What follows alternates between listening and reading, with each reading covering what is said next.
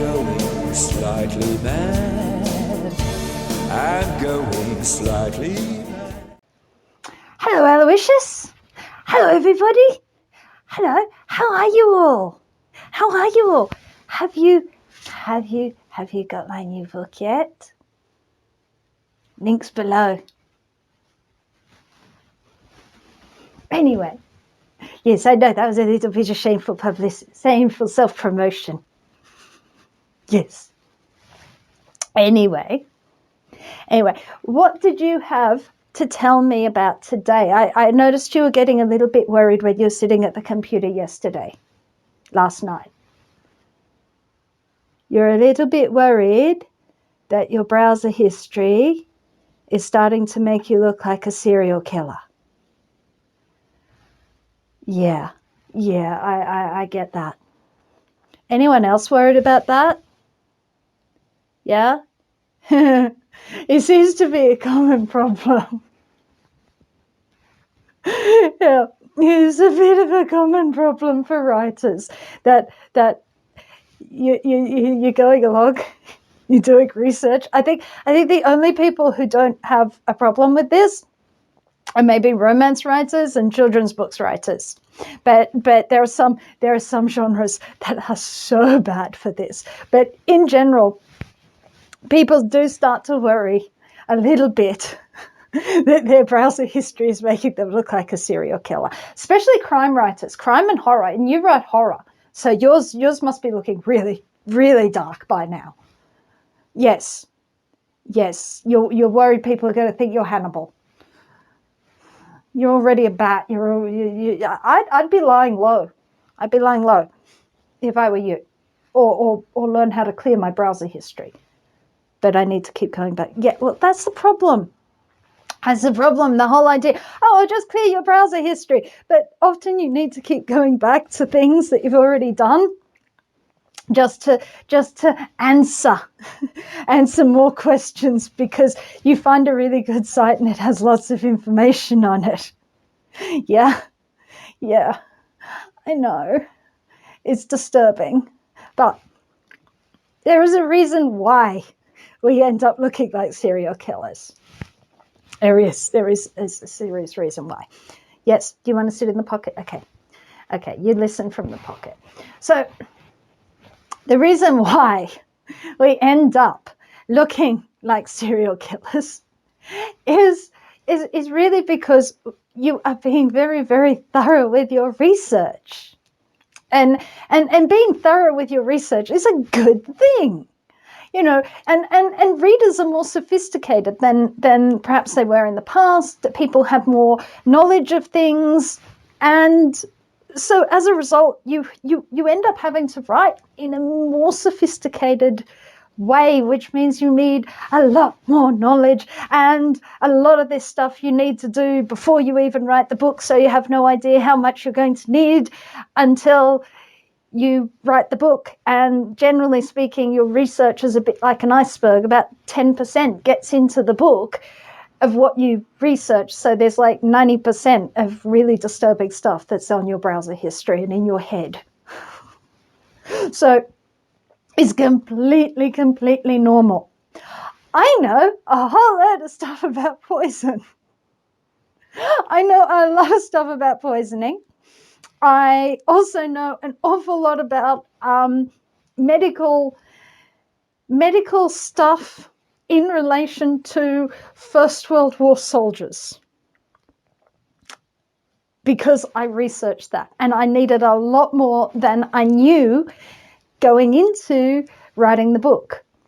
So I had to, and a lot more of it went into the research so that I understood things than actually went into the book itself. So, because I had to balance certain things. So I had to know that medics would not pull men off the battlefield if they wouldn't survive the ambulance trip to the field hospital, which was generally a couple of miles.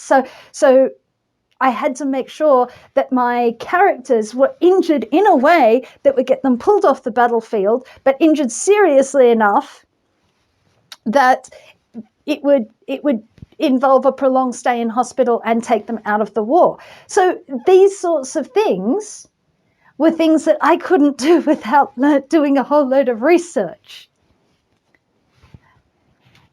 What was that, Aloysius? Oh, you wanted to have a chat with me since I know a whole load about poisons. Yeah, that was another little internet rabbit hole. Because sometimes you end up researching stuff that you never use in a book, but it might be useful one day because you sort of end up down a little internet rabbit hole. All I can say is arsenic is vile. I'm just going to say that. I know that. Arsenic is vile. So should I be worried? I don't know if you should be worried. I have as bad a search history and as bad a horrible load of bizarre things in my head. So I think the thing you have to be concerned about is when you take your theoretical knowledge and you take it from the page and bring it into reality. Then you've crossed the line. That's when you cross the line. But provided all your stabbings and poisonings and body disposal remain on paper, then I don't think you should be too worried. Though I will add, Aloysius, because you go to some very dark places on the internet. You do have to be careful for your own self. There are very dark things on the internet. Yes, I know you have a little black soul, and you're probably fine. But not everybody out there is like you, Aloysius. So you don't want to see, and you don't want to go down too much of a rabbit hole that you end up seeing material that is traumatizing or upsetting, okay? Because you do have a duty of care to yourself. So I would say, before you do embark on a little internet rabbit hole, because internet rabbit holes are very fun, don't worry so much about your browser history looking like a serial killer, because everyone's does. It's sort of a running joke in the writing community that everybody's browser history makes them look like a serial killer. Even if you're writing stuff that you think is like really tame, you still end up going down these strange ways. So don't worry so much about that. But do take care. If you find yourself on a website or in a place that is, this is probably deeper and darker than I expected, leave. Do leave. Do not, you owe it to yourself. And this is something some beginning writers really don't understand, is you owe your own mental health first. You do not want to be looking at material that will give you nightmares. You do not want to be looking at material that will be deeply upsetting. You do not want to be looking at material that might be a bit dodgy ethically. And you certainly do not want to be getting yourself into actual trouble. Okay? You do not want to go looking for things in places which are likely to get you in trouble with police or Secret Service or anything like that. So by which I more or less mean don't go searching the dark web for this stuff. You're definitely not going to want to go there because that is where the really dark stuff hangs out. But even looking at straight website, you can find yourself in some mucky corners. Do be careful with that. But on the whole, if you end up with a head and a browsing history full of very strange things, but it hasn't harmed you, then by all means, you are just going to have to use the "but I'm a writer, but I'm a writer, but I'm a writer" as an excuse. Medical textbooks are quite useful. if you want to know some things. I'm just putting it out there. There's nothing wrong. I mean, you've got to be able to understand how to read them, but, you know. Yeah, I know. I'm just helping the people with their research. Okay, medical textbooks can also be quite icky, so be careful. There, see?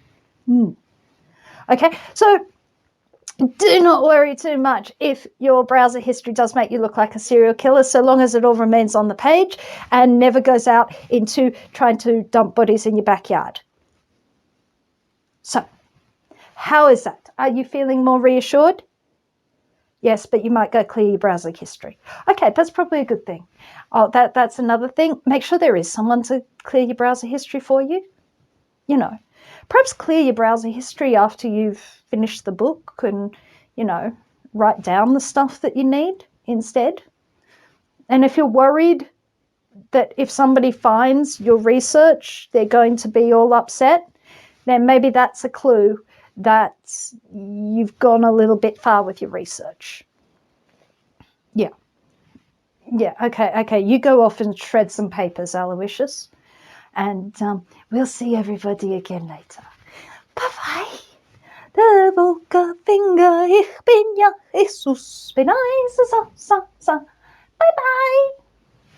If you would like to support this channel, come across to the Black Cockie Press website, www.blackcockiepress.com.au, where you will find books and other materials to help with your writing.